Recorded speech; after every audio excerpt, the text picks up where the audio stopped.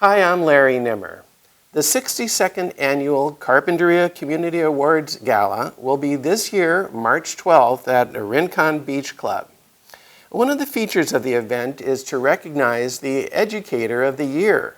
However, because of the pandemic last year, the 2020 Educator of the Year was not introduced. But now it's my pleasure to introduce Ryan Ethington, the 2020 Educator of the Year. How are you doing, Ryan? I'm doing good. Hi, Larry. Grateful to be here with you. Oh, nice to see you. Thanks. Well, let's start off by what school do you teach at and what do you teach? Yeah, I teach at Carpinteria Middle School, and I'm the art teacher here. And what are some of the types of projects you do here in art? Oh, in art, we do a lot of project-based learning. So we do everything from drawing, painting, printmaking, and one of my key focuses is to have it be really student-led as well, too. Nice.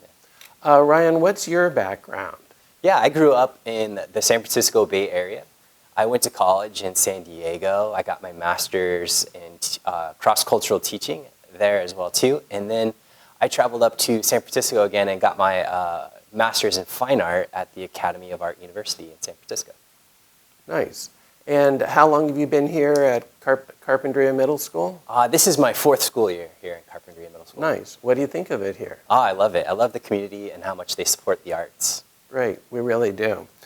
In general, what would you say makes for a good teacher? A great teacher, I think, does two things. They teach with their personality and they teach with passion. So the things that they're really interested in, they bring to the classroom, and that passion rubs off on the students. So they also are motivated and have a lot of fun in class. And what are your strong points? Yeah, I think when I was in middle school, I experienced some adverse experiences, actually. And so that helps me actually connect with our students, especially on the social emotional learning that I spend a lot of time working on with our students and really understanding the importance of it at such a important time of change and growth in their lives. And I think I can relate to the things they're going through and the responsibilities they have. But also, I really like to have fun, and I try to have a balance of being silly and serious and organized at the same time, and it creates a fun atmosphere for the students to learn in. Nice. Tell me, what are some of the lesson plans you have or your teaching techniques? Yeah, like I said, I focus a lot on project-based learning. So doing things that are really student-led. We, for example, had a project where we were working on social emotional learning and drawing concentric circles just as a mindfulness practice. And then the students enjoyed the process, and we wanted to find a way to make it more of an art, not just a sketch. And so we actually turned that into the tree ring drawing project. And we talked about, with social emotional learning, how the tree rings actually represented our growth, just like a tree's growth. And it can show that you've overcome traumas that you've experienced, like a pandemic, for example, and you can grow and still continue to thrive afterwards. Is an example one the image behind you? Yes, that's an example that I created before the students created their own projects as well, too, as an example.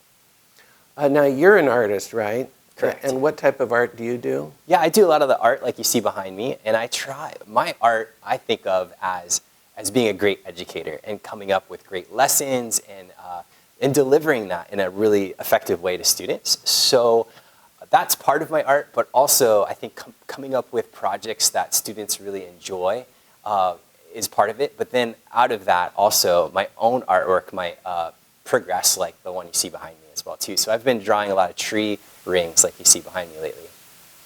Now, do some kids think I'm not a good artist and they don't try, or what are some of the issues?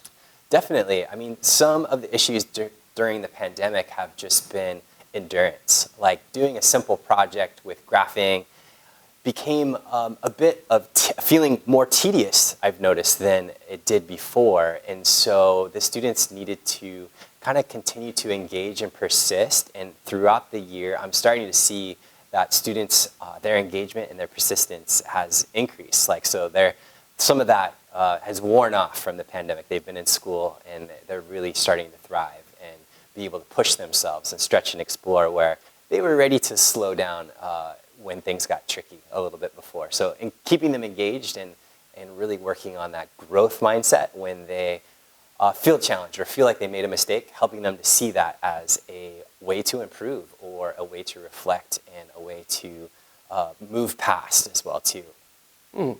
And why is art an important subject matter? Some people might consider it not so important. How does it benefit the kids? Right. I never have I had to defend the arts here in Carpinteria. I think our students and our community really knows that art is important.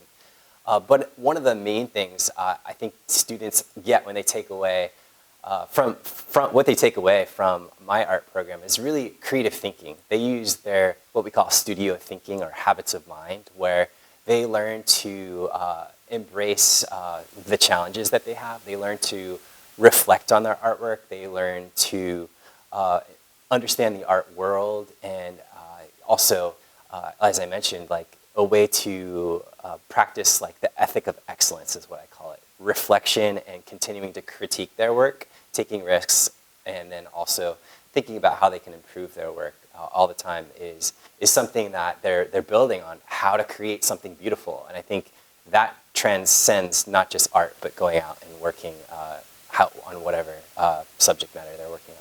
Well, if someone becomes a professional artist or not, it's still, I would think, beneficial to do in their free time, and then it might even apply to other types of jobs. What are your thoughts? Definitely, absolutely. Like I see that ethic of excellence is something that I've described to students as a way to really push themselves into being creative and learning to, not just in art, but focus on their math or their science, and learn how to craft beautiful work, whether it's in art or it's outside of art.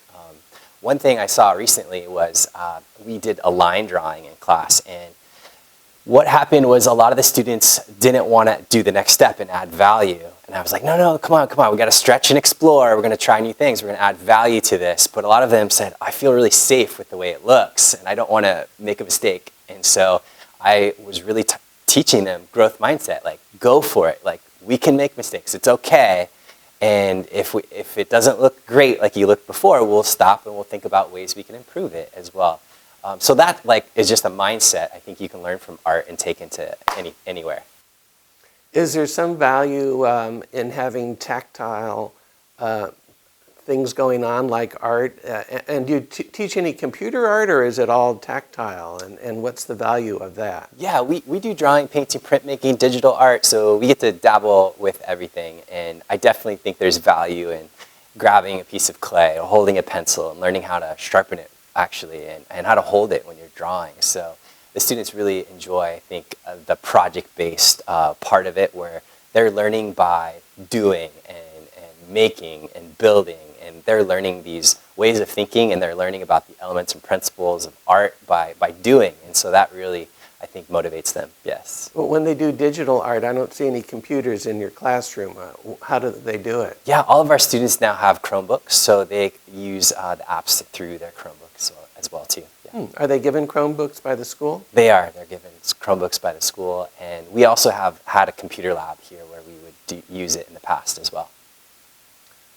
You may have answered this, but what do you think the kids enjoy about your teaching style? Yeah, I think the students enjoy that we are really making projects in class that are student-centered and that are motivating for them, because I'm passionate about it, they're excited about it, and I think they like that maybe there's a real-world connection to a lot of the projects that we do too. Nice. Well, being a teacher, what lessons have you learned about teaching or about life in general? Yeah, I would say I've been really focused on social emotional learning in my practices here at Carpinteria Middle School, and I've not only become a better teacher, but probably a better dad and husband just by teaching my students how to deeply listen and how to use mindfulness. What is social emotional? What does that mean? Yeah, social emotional learning is what it sounds like. It's like teaching students about how to be social, how their emotions work, and how to function as a middle schooler when so much change and things are going on in your life. Interesting. That's fun. Do you have any hobbies outside of school other than art? Yeah. Obviously, I love making art. I love doing photography and printmaking myself. And I paint a lot. And you can find me in my garage painting a lot. But I also love to just explore different hiking trails and go to the beach with my family as well, too. I take it you like the Carpinteria Unified School District, and do you? But do you have any thoughts of any changes in the future? Yeah, I love Carpinteria Middle School. I have been teaching art since 2001. I've taught preschool through adults, and I've really found my sweet spot here at Carpinteria Middle School. I think I'm teaching the right age for me, and I love the school district, how they've supported the arts and brought me on. I love our community that has been supportive of the arts as well too. And I also, I guess if your question was what things would I maybe add or change, I think here after having the pandemic, we've been really kind of closed down, locked down. I would love to see more parent involvement as we open back up. I'd love to see parents on campus and involved in their students' education. I'd also love to see businesses find ways to be involved on campus as well too, because we're not just like an education factory, we're also a community, and I love how our community stays involved in our schools and our school district too. Well, thank you, Ryan. Is there anything else you'd like to say? I'm so grateful. Like I said, I'm thankful for all the parent support, the parent groups, and I'm so thankful for our Carpinteria Education Foundation and our school district, like I said, that supports the arts. And one thing that's made me really happy here at CMS is my principal, Lisa O'Shea, and Ricardo Cota, has been just really, they've given me a lot of affirmation, and it makes it where I'm happy to come to work because I love our students, I love our staff, and I love our principal who's been supportive of me as well too. Yeah, as well as our school district too. Yeah. Well, thanks so much, Ryan. It's really interesting to get to know you, and I'm glad to be able to share this with others. This year's Carpinteria Community Awards Gala will be under the auspices of the newly formed Santa Barbara South Coast Chamber of Commerce, from Goleta to Carpinteria. It'll be March 12th at the Rincon Beach Club, and I hope you can make it. So thanks for watching. I'm Larry Nimmer.